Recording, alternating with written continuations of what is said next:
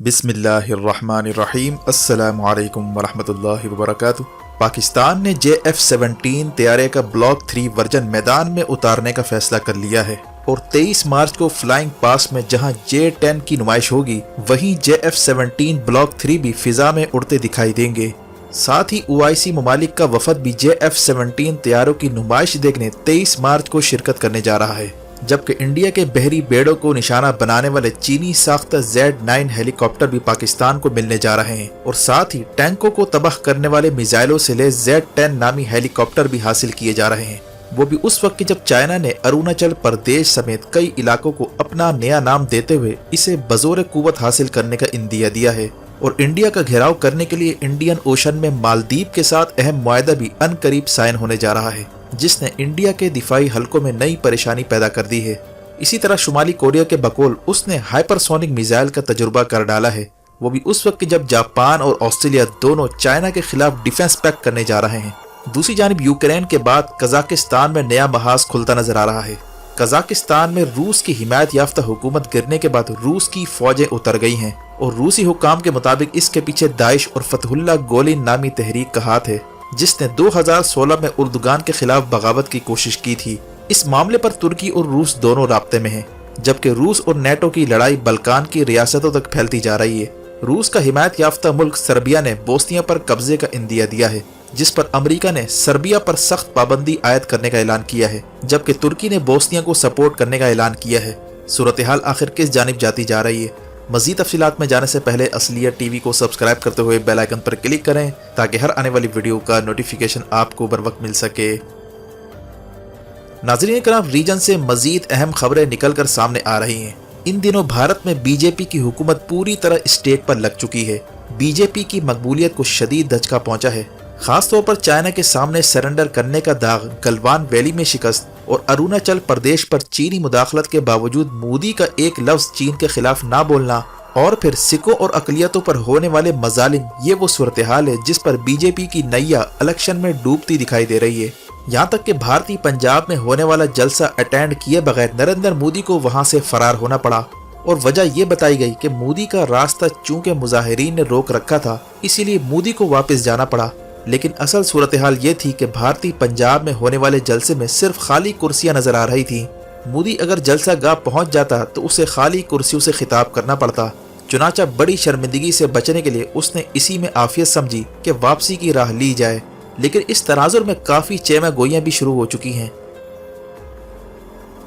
कहा जा रहा है कि बीजेपी सस्ती शोहरत हासिल करने के लिए किसी भी हद तक जा सकती है। भारत के रिटायर्ड लेफ्टिनेंट कर्नल अनिल दोहू का कहना था कि बीजेपी के लिए इलेक्शन जीतना इंतहाई मुश्किल हो चुका है। 2024 में इलेक्शन जीतने के लिए बीजेपी 2 काम करवा सकती है। एक ये कि पाकिस्तान पर हमले का ड्रामा रचा सकती है और दूसरा चाइना का इशू उठाकर पब्लिक से हमदर्दी का वोट हासिल करने की कोशिश करेगी, जिसके बाद इम्कान है कि मुबैना तौर पर रफाल तैयारों को टेस्ट करने के लिए कश्मीर वाली साइड पर हालात भी खराब करवाए जा सकते हैं। और अभी से ही इतला आ रही है कि कश्मीर में शदीद झड़पें हो रही हैं। मकबूजा कश्मीर में एक हेड कांस्टेबल और एक अफसर की हलाकत भी रिपोर्ट हुई है और बडगाम के जंगलात में मुजाहिदीन और काबिज फौजियों के दरमियान सख्त लड़ाई हो रही है। यहाँ तक कि मकबूजा कश्मीर का नया नक्शा बनाने की भी तैयारी हो रही है। इस सूरत हाल में मकबूजा जम्मू कश्मीर का गवर्नर हाल ही में UAE पहुंचा था, जहां दुबई की सरकारी कंपनी DP वर्ल्ड के साथ मुआहदा किया गया,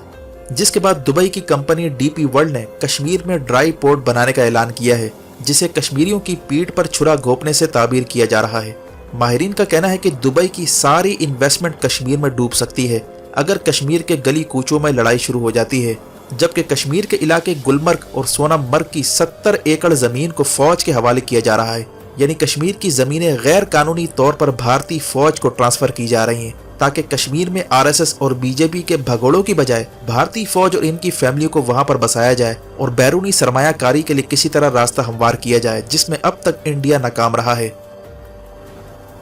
इस सूरत हाल में पाकिस्तान ने वेस्टर्न बॉर्डर पर हर सूरत फेंसिंग का काम जल्द से जल्द मुकम्मल करने और फेंसिंग का दिफा करने का भी बयान दिया है और रफाल तैयारों के मुकाबले में J-10 नामी तैयारों का स्क्वाड्रन भी तैयार हो चुका है। साथ ही पाकिस्तान ने JF-17 तैयारों का ब्लॉक 3 वर्जन भी तैयार कर लिया है और कहा जा रहा है कि J-10 तैयारे और JF-17 तैयारे इन दोनों का फ्लाइंग पास 23 मार्च को होने जा रहा है, जहां OIC के सरबराहान मुमलिकत भी ये नुमाइश देखने पहुंचेंगे। JF-17 بلاک 3 کی خصوصیت یہ ہے کہ اس میں PL-10 میزائل نصب ہوں گے جو ڈاگ فائٹ میں اہم رول پلے کر سکتے ہیں۔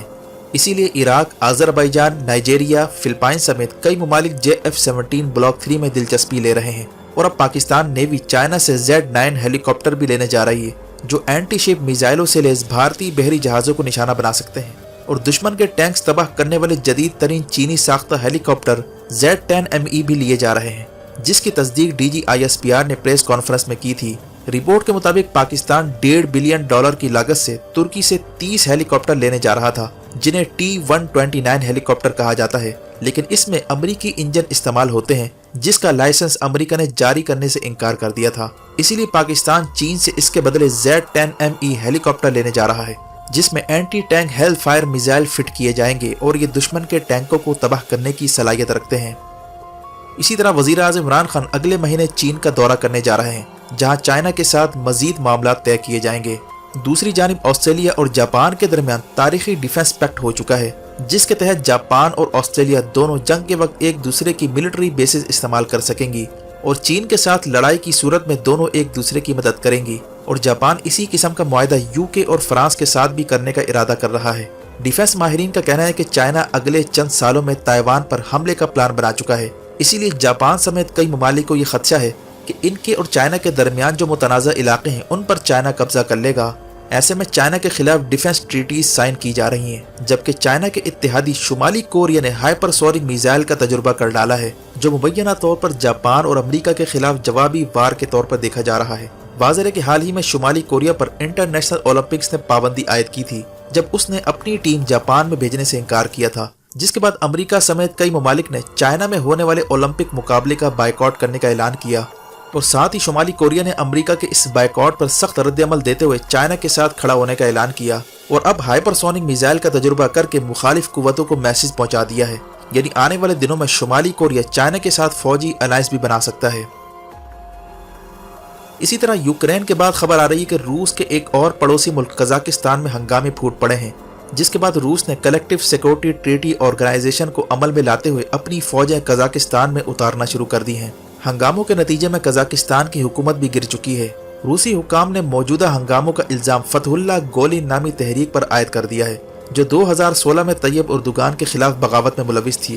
واضح ہے کہ قزاقستان ترکی اور روس دونوں کے لیے اہمیت رکھتا ہے۔ قزاقستان ٹرکک کونسل کا ممبر بھی ہے جو ترکی النسل ممالک کا فورم ہے۔ یہاں ترکی النسل آباد ہیں اور ترک زبان بولی جاتی ہے، اور ترکی کے اس ملک کے ساتھ قریبی تعلقات بھی ہیں، اسی لیے یہ ملک ترکی کے لیے امپورٹنٹ ہے۔ جبکہ یہ ملک چونکہ سوویت یونین کا بھی حصہ رہ چکا ہے، اسی لیے روس اسے سابق سوویت ریاست کہتا ہے، اور یہاں روسی زبان بولنے والوں کی بڑی تعداد بھی موجود ہے جس کی وجہ سے روس اسے اپنا حصہ سمجھتا ہے۔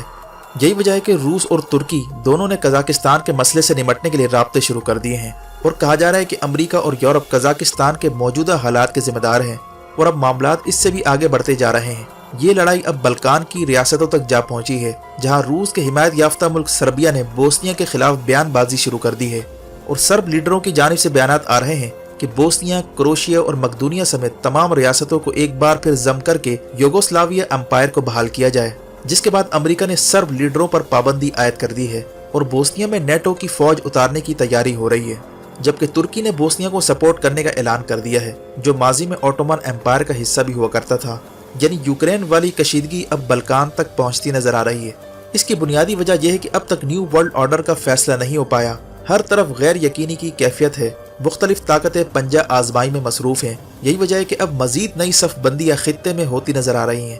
ویڈیو دیکھنے کا شکریہ، اپنا اور گرد و نواح کے لوگوں کا خیال رکھیں، فی امان اللہ۔